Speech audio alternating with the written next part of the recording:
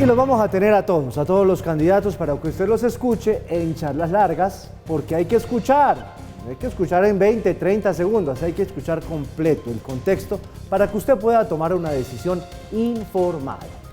Bueno, vamos con las noticias. El metro de Bogotá, lo estábamos hablando ahorita con Gustavo Bolívar, que apenas avanza, tuvo un nuevo tropiezo por cuenta de un nuevo choque entre el presidente Petro y la alcaldesa Claudia López. Petro dijo que hubo acuerdo para evitar metro elevado, pero la alcaldesa lo negó.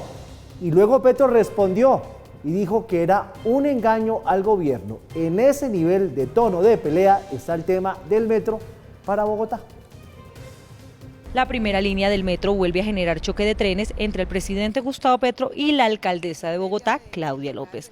Ahora el mandatario asegura que el gobierno ha sido engañado. Entonces, dada la respuesta de la alcaldía de Bogotá, que pediremos por escrito, entendemos que el gobierno nacional, financiador mayoritario de la obra, ha sido engañado. Este pronunciamiento se conoce luego de que López desmintiera un trino del mandatario en el que afirmaba que se construyó una propuesta común con la alcaldía de Bogotá para evitar el metro elevado. Pasar un metro elevado por el área más densa de la ciudad será un error que le costará un siglo a la ciudad de Bogotá. Se construyó una propuesta común con la alcaldía para evitarlo, que espera un concepto de la Sociedad de Ingenieros, asesor legal del gobierno en estas materias. Y es que ante el calificativo de engaño, la alcaldesa Claudia López desmintió dicho anuncio y precisó que no se ha acordado parar el metro de Bogotá.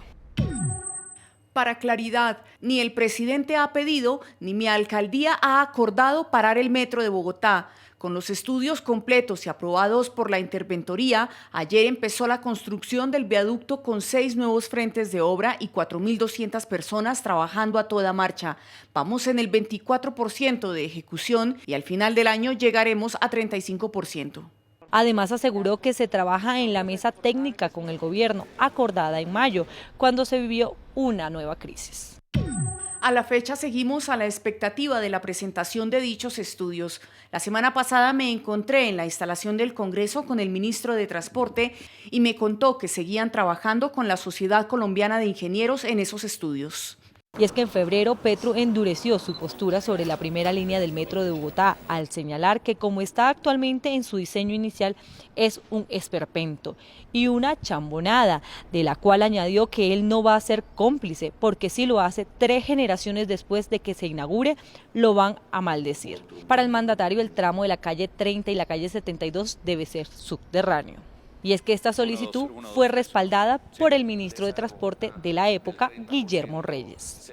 Es muy claro, si no se acepta, como se ha venido diciendo, que se hagan las modificaciones propuestas dentro del marco jurídico, pues el gobierno también, en la medida que financia el 70% de los otros proyectos, pues esos otros proyectos se van a tener que parar. Ante esta declaración, el pasado 2 de febrero, la alcaldesa López respondió. El contrato de la línea 1 del metro lo firma la empresa Metro de Bogotá, no la presidencia. Saltarse otra vez a la alcaldía no es respetuoso ni viable. La solicitud directa que hizo el presidente al consorcio ML1 fue respondida. No es viable modificar el contrato para subterranizar. Y es que luego de este choque que tuvieron por las redes sociales, Petro y López se vieron cara a cara en el avión presidencial que lo llevó rumbo a San José del Guaviare, a la cumbre de Azocapitales, y desde allí anunciaron un gran pacto por el metro de Bogotá. Pero el metro no es el único tema que los divide. En diferentes escenarios, la alcaldesa pide al presidente garantías efectivas para combatir la inseguridad de Bogotá, así como que le devuelva los 1.300 policías que le quitó. Y es que a pesar de las diferencias, la alcaldesa se mostró muy feliz cuando Petro logró el triunfo en las urnas el 19 de junio del 2022. El metro. ¿Será que nos montamos el metro, Paula? No, usted y yo no. Mire que le acabo de preguntar a Gustavo Bolívar, que es el candidato del presidente, le dije, ¿será que mis hijos se pueden montar en el metro? Dijo, sus hijos sí. Eso le iba a decir yo. Sus hijos sí. Sus hijos sí, bueno, pero por eso. Bueno, ¿qué dijo el ministro de Transporte a todas estas? El señor Camargo, que casi ni truena ni suena, ¿no? No aparece mucho, pero hoy después de esta dijo? pelea le tocó aparecer porque, bueno, empezamos todos a preguntarles, bueno, ¿y esto realmente quién está diciendo la verdad? ¿El presidente, la alcaldesa? Pues mire, él dejó claro que en octubre se van a conocer los estudios de este tramo subterráneo. Pero también pues dejó entrever que la idea que tiene el gobierno es que pues por parte de la alcaldía se sigan adelantando las obras en esos tramos, en esos frentes donde no está comprometido todavía el estudio para saber si es subterráneo o elevado. Creemos que es un tema de desinformación y por eso pedimos un detalle preciso sobre cronogramas, frentes de obra, para disminuir la preocupación en la que adicionalmente pues hemos venido trabajando en 5 o 6 mesas de trabajo y en mesas técnicas de equipos para evaluar justamente las alternativas. Evidentemente este nuevo round entre el presidente y la alcaldesa por el metro pues fue un tema de reacciones políticas, sobre todo de los candidatos a la alcaldía de Bogotá y algunos concejales. Esto fue lo que dijeron. Hay un contrato firmado en este momento. Un contrato firmado que tiene 24% de avance, de obra. Ustedes vieron las imágenes ayer, ya trajeron las máquinas para hacer los pilotes, ya se van a empezar a hacer los pilotes. Eso no se puede echar para atrás. Yo sí pido que sea un mandato de los ciudadanos en la elección de octubre. Un mandato en el sentido de que los ciudadanos de Bogotá respaldan la línea como va para que se termine. Ahora resulta que el presidente Gustavo Petro, con un trino, le aclara a los bogotanos que eso se estaba discutiendo por debajo de la mesa. Bogotá quiere su metro, los bogotanos lo queremos. Llevamos 70 años esperando este gran proyecto. Por eso nuestra posición frente a la primera línea de metro de Bogotá es respetar lo contratado hasta ese momento, que se traduce en un trazado elevado que va desde el Portal de las Américas en la localidad de Bosa hasta la 72 con Caracas, que va a beneficiar a buena parte de los habitantes trabajadores de nuestra ciudad y que va a permitir que en Bogotá el principio de la multimodalidad de los sistemas de transporte sea una realidad. Nos encontramos en una pelea en la que creemos nosotros que hay un chantaje por cuenta de Petro, que como un niño chiquito tiene que hacerse lo que él diga y sencillamente quiere enterrar el metro una vez más en Bogotá. El costo de enterrarlo es muy caro. Aquí nadie ha dicho que esto sea una obra barata. Si eso es tan caro, es mejor hacer una tercera línea, que es lo que yo he propuesto. No hagan el Transmilenio por la séptima, denme los recursos para enterrar esa línea y yo hago la tercera para que la gente que vive en Soacha, en Usme, en Ciudad Bolívar, esté en el norte en 35 minutos. Es completamente sensato lo que ha hecho el presidente de la República en el día de hoy. Primero, recordar que sí hay un acuerdo establecido bilateralmente entre el gobierno nacional y el gobierno del distrito.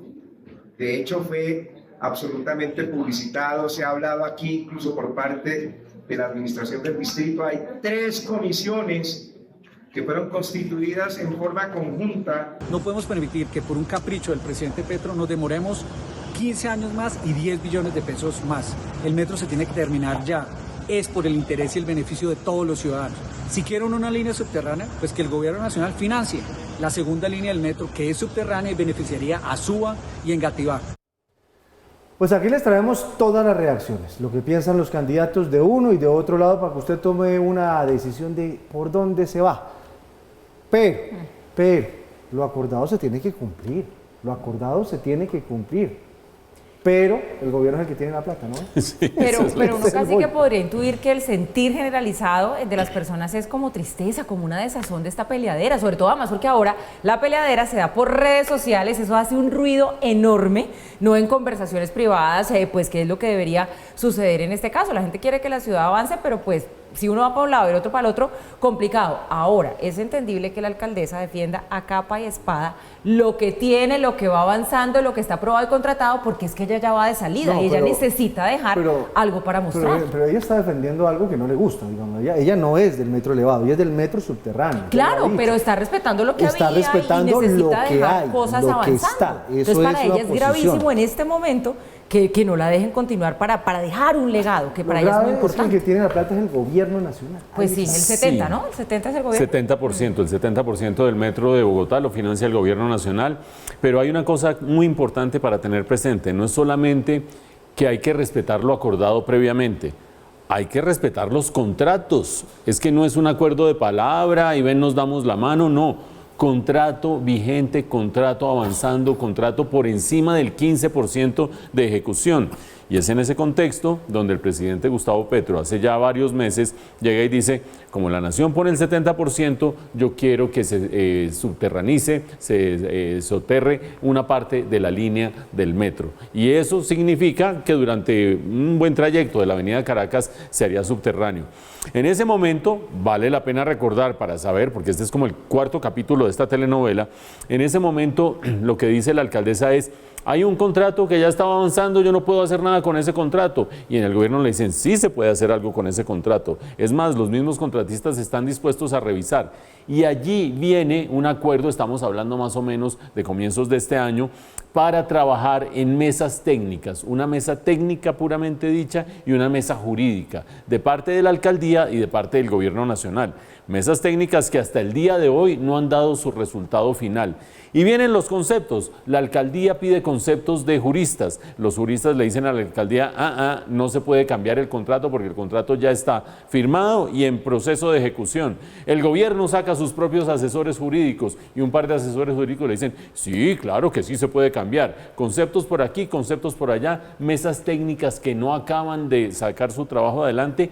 Y en febrero de este año se suben en un mismo avión a una cumbre de mandatarios regionales, la alcaldesa y el presidente, se sacan una tremenda foto del pacto de la Orinoquía donde dicen no vamos a agredirnos más, no vamos a hablar más de esto en público y vamos a esperar los resultados de las mesas técnicas. Les duró poquito porque ya vuelve la agresión y vuelve el conflicto en público. ¿Cuándo vuelve? Cuando Gustavo Bolívar se lanza a la alcaldía, por lo tanto cuando ya ese se convierte en un tema de campaña. ¿Cuándo vuelve? Cuando Angélica Lozano pierde la presidencia del Senado, es decir, cuando el vínculo que podría existir entre el gobierno de Gustavo Petro y Claudia López también desaparece. ¿Y cuándo vuelve? Cuando la alcaldesa dice, me la juego el todo por el todo y voy a firmar contratos ya definitivos para hacer ese viaducto que ustedes están viendo allí en un render. Por lo tanto, coyuntura política, coyuntura del contrato y los bogotanos todos sufriendo a ver si esto sale adelante algún día. Por ahora Transmilenio, porque no hay nada más. Transmilenio, taxi, Uber o bicicleta. Sí, pero con esta inseguridad en bicicleta para mí me da susto. Difícil, es cierto. Bueno, nosotros dijimos, nuevo ministro de Minas va a ser menos mediático, menos metidas de pata. ¿No? Bueno, lleva 3 días de anunciado el nuevo ministro de Minas y en los 3 días ha dado noticia. La primera vez que porque era un gran técnico, lo dijo. La segunda vez porque resultó chavista, entonces fuerza mi comandante Chávez, a Maduro, al fascismo dale duro, etcétera, etcétera. Lo cual cada quien piense lo que quiere. Sí. Pero lo de hoy si no me diga, o sea, error de digitación. El señor puso en su hoja de vida que tenía 8 años de experiencia como licenciado en una empresa. Pues solo tenía 2. Error de digitación. Aquí va la historia. Omar Andrés Camacho otra vez está en medio de la controversia pese a que aún no se ha posesionado como ministro de Minas y Energía. Ahora el ingeniero es cuestionado por presuntas inconsistencias con la experiencia que certificó en la hoja de vida que se subió al SECOP cuando aspiraba a ser presidente de la Agencia Nacional de Hidrocarburos. La investigación fue revelada por el periódico El Colombiano, medio aliado de Red Más Noticias. En el documento aparece que trabajó en la empresa BRP Ingenieros SAS del 18 de abril del 2011 al 26 de abril del 2019. No obstante, el docente no estuvo elaborando por 8 años. La compañía expidió una certificación en la que aclaró que Camacho trabajó con ellos durante 3 periodos que suman solo 2 años. Auxiliar de Ingeniería desde el día 17 de mayo de 2011 hasta el día 30 de septiembre de 2011. Director comercial y jefe del Departamento de Compras desde el día 1 de octubre de 2011 hasta el día 30 de julio de 2012, desde el día 4 de septiembre de 2018 hasta el día 15 de mayo de 2019 en el siguiente cargo, director comercial. Expertos en contratación pública y derecho laboral advirtieron sobre las consecuencias de no ser precisos con la información en la hoja de vida para ocupar un cargo público. Cuando se advierte que una persona para el nombramiento o posesión en un empleo público aporte documentación falsa para sustentar la información de su hoja de vida, incurrirá en una inhabilidad para ejercer dichas funciones públicas, inhabilidad que puede ser hasta por 3 años, además de responder por las obligaciones en materia penal y disciplinaria por el delito de falsedad. Pese a que para ser ministro, según el artículo 207 de la Constitución, se requieren las mismas calidades que para ser representante a la Cámara, es decir, solo tener más de 25 años de edad, expertos advierten sobre la presunta falta de experiencia de Camacho en el sector. Los trabajadores de la industria petrolera y energética de Colombia estamos muy preocupados con el nombramiento del nuevo ministro de Minas y Energía, porque a pesar de que es un ingeniero, carece de la experiencia específica y desde sus posiciones ideológicas ha demostrado un sesgo que garantiza la continuidad de la perversa política mineroenergética de este gobierno que encarnaba Irene Vélez. Es un ministro que en cuanto a formación académica tiene una buena preparación del tema. Sin embargo, en la experiencia aún se queda el interrogante de si tiene la experiencia necesaria para asumir el cargo del ministerio. Red Más Noticias buscó al ingeniero Camacho para tener su versión sobre estas inconsistencias en su hoja de vida, pero al cierre de esta nota no habíamos obtenido respuesta. Entonces. No, pues usted vio el meme que decía, que aparecía una foto decía de Irene Vélez que decía, me van a extrañar. Ay, Dios mío. Si me ruegan, vuelvo. Hay otro meme, ¿no? Ay, ese no lo he visto. Pero, no sé, entre inexperiencia, esto es un pago político. Esto es un pago político, porque ni tiene experiencia, el activismo, cada quien puede ser activista, pero que ponga mentiras en la hoja de vida. Es que ese es un tema ético muy complicado, digamos que ahí es a donde va la discusión, ¿no? Porque no sabemos si esto puede tener sanciones disciplinarias o penales de otro tipo, porque tampoco había tomado o no ha aún tomado posesión del cargo, entonces no sabemos hasta dónde puede llegar, ¿no? Como esas implicaciones, pero en lo ético... Y sobre una persona todo, Paula, que miente en su hoja de vida. ¿Sabe por qué? Porque es que mire el ministerio que asume, el del petróleo, el de la energía, el del gas, el del carbón, el de la plata. No está en el ministerio, con todo respeto, de lo que sea. Este es el ministerio más importante. Uno muy importante, eso es cierto.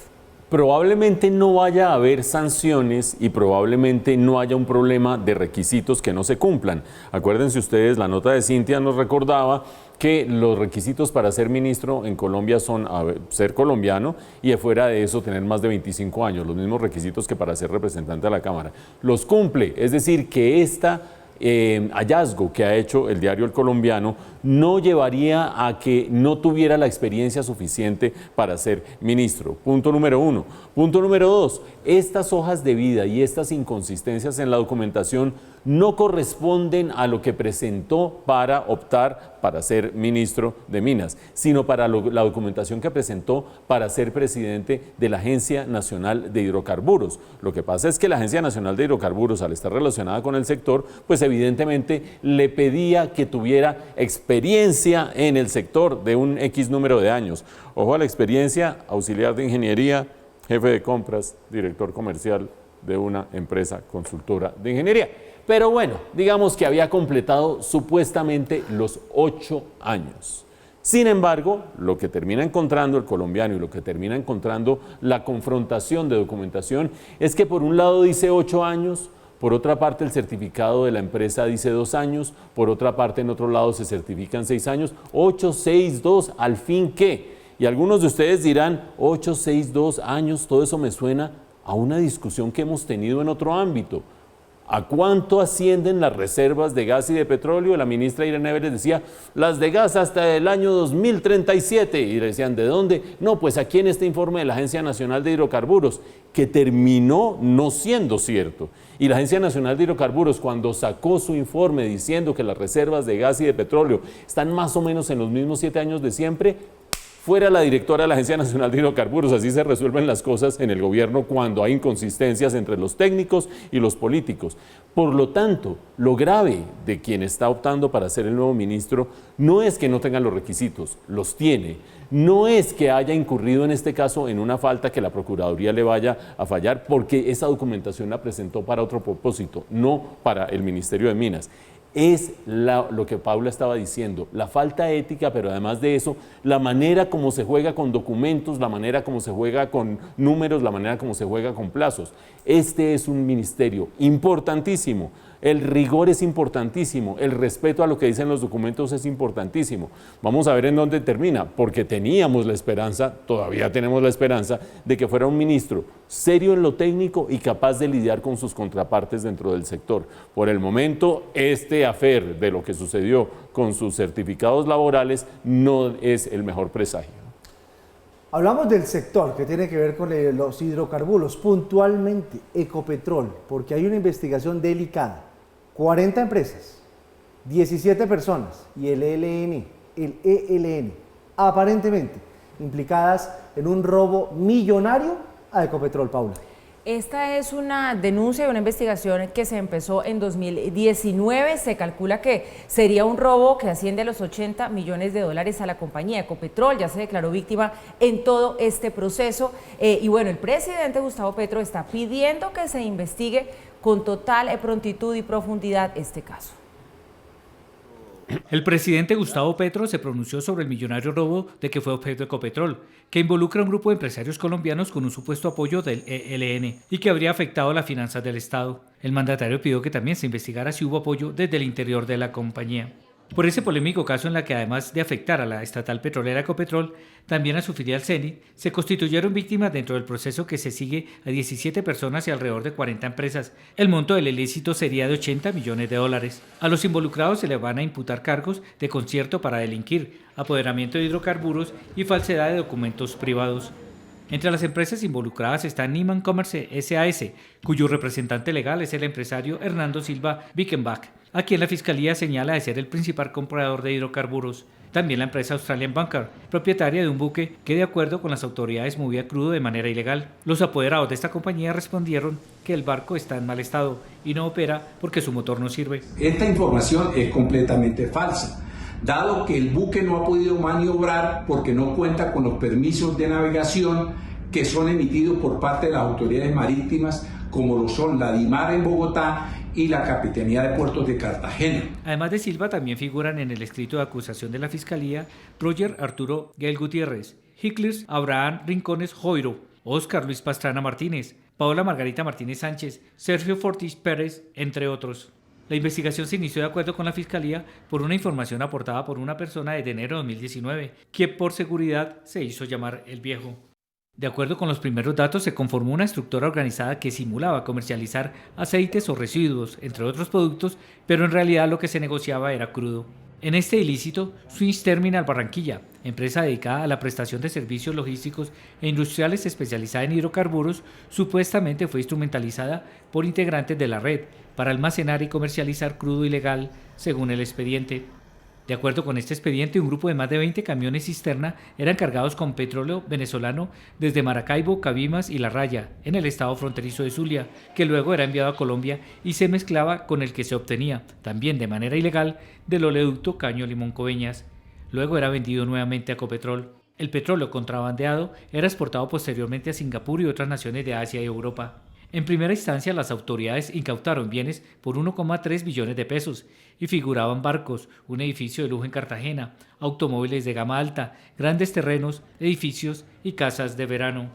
El presidente de la República escribió en Twitter: Esta investigación de la DIJÍN muestra uno de los mayores robos al Estado colombiano. Se robaron cerca de $80 millones en petróleo y los delincuentes eran gente de bien de los sectores más pudientes del país. Debe investigarse si el robo contó con apoyos al interior de Ecopetrol. El tuit del presidente Gustavo Petro da por hecho que el robo sucedió, da por hecho que las personas son responsables.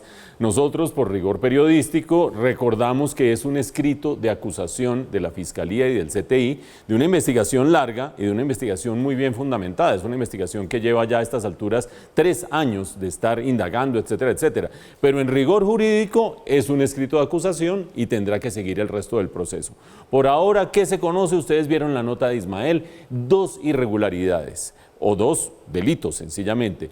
El primero de ellos, el hacer triangulación de petróleo de Venezuela para el mercado internacional. ¿Por qué va uno a triangular petróleo de Venezuela por Colombia pudiendo exportar el de Colombia? Pues porque el petróleo de Venezuela es objeto de bloqueos internacionales, de sanciones internacionales. Por lo tanto, empaquetarlo bajo otra bandera es una manera de ayudarle a Petróleos de Venezuela, pero además de conseguir un recurso que de alguna manera es más barato porque tiene más restricciones en el mercado internacional. Pero llevamos solo medio carrotanque lleno de petróleo de Venezuela. ¿Con qué llenamos el resto? Con petróleo sacado del oleoducto en gran medida por parte del ELN. Imagínense ustedes, por una parte contrabandeando Venezuela, por otra parte aliados con el ELN. Supuestamente, presuntamente, eso es lo que dice la Fiscalía y el CTI. Y esos carrotanques a Buenaventura o a Cartagena. ¿Para qué? Para ponerse en unos barcos que presuntamente tendrían ya bandera panameña, para que no tuviera ningún tipo de problema en el mercado internacional, mandarlos a Asia o mandarlos a Europa. Ustedes han visto la magnitud de lo que está investigando o de lo que ya tiene en su escrito de acusación la Fiscalía.